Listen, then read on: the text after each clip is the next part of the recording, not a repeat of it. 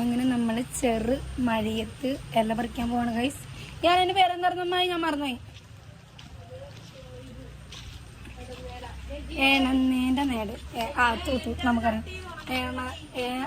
എന്തോ ഒരു ഇല അട ഉണ്ടാക്കുമ്പോൾ ഇല. അമ്മായി ഇല പറിക്കാൻ പോകണം. നമുക്ക് ഈ ഇലയാണ് എടന്നേൻ്റെ ഇല. ഇല ഓരോന്നായിട്ട് പറിക്കാണ്. അടയ്ക്ക് വേണ്ട ഇല പറിക്കാണ് ഗൈസ്. എടന്നേൻ്റെ ഇല. ഒരാളവിടെ നിൽക്കാൻ എണീച്ചിട്ട് അതിസാഹസികമായി ഇലകൾ പറിച്ചു കൊണ്ടുവന്നിരിക്കുന്നു.